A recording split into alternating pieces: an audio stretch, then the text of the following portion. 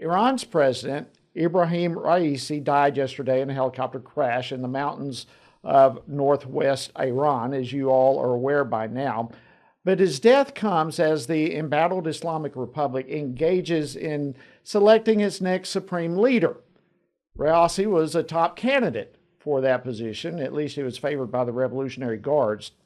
But what effect could this sudden death of the man who was known, as I said a moment ago, as the Butcher of Tehran, what effect could all of this have on the volatility of the entire region?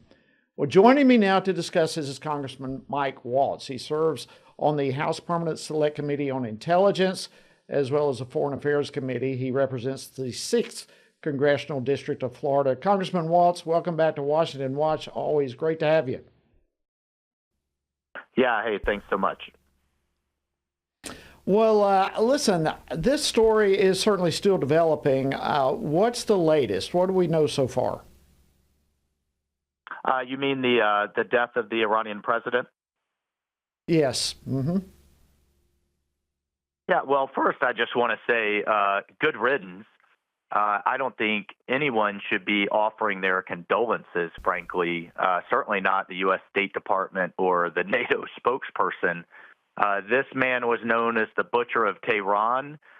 Some estimates have him responsible for 20 to 30,000 deaths of political dissidents before he even became president. This was as a prosecutor for the Ayatollah in the 1980s. And then under his presidency, his security forces literally have murdered schoolgirls in the street, hung them, strung them up by cranes, made examples of them brutally for daring to protest wearing hijabs. So this is a brutal authoritarian henchman of the Ayatollah. In terms of changes in Iran's behavior, I don't expect it, frankly, to have much. This is an Islamic dictatorship under Ayatollah Khamenei at the end of the day. So, as we all know, there's a lot of instability in the Middle East on multiple fronts. What do you anticipate? What kind of effect do you think this is going to have on the region, or do you think it won't have much effect at all?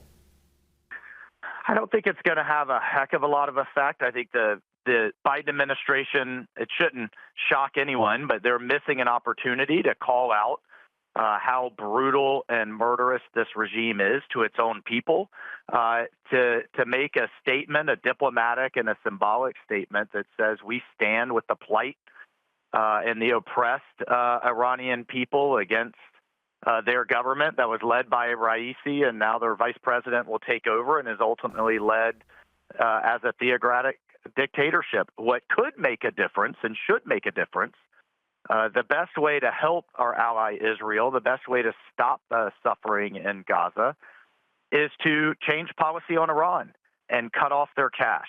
Iran is solely responsible for the training, the resources, the military know-how behind Hamas, behind Hezbollah, and behind the Houthis that are attacking shipping in the Red Sea. All roads go back to Iran.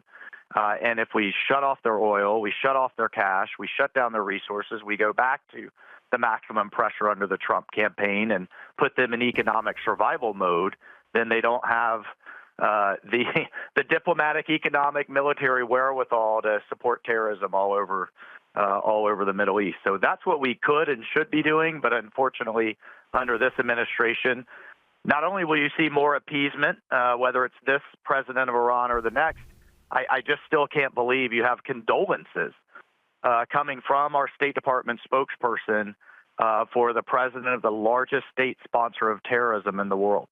And that's the unfortunate state of things and why we have to win in November. Yeah, unbelievable. Your point's extremely well taken. Yeah, I mean, there's no doubt the world is a safer place without Raisi.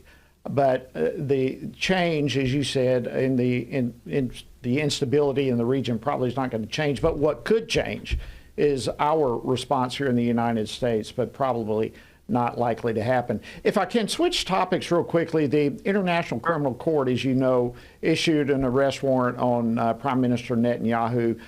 Your reaction to that? Well, look, if Hamas's strategy and Iran, who's behind them, strategy is to sacrifice the lives of thousands of Palestinian people by using them as human shields in order to turn world opinion on Israel. They have to think they're winning right now, and that's just truly sad and unfortunate. And the Biden administration, the progressive left, the Europeans, the UN, and certainly the corrupt and ridiculous International Criminal Court are playing right into the terrorists' hands and their backers' hands. Look, this has been denounced on both sides of the aisle in the House. I'm glad to see my Democrat colleagues denouncing this, putting the leader of the democratically elected parliament in Israel on the same level as the terrorist thug dictatorship Hamas in terms of indictments. It would be laughable if it weren't so serious. It's just that ridiculous.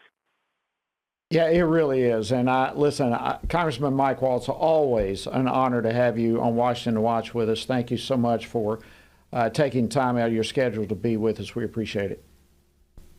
Absolutely, and we'll be pushing legislation to take action against the criminal court for this. This is way over the line, but thanks so much.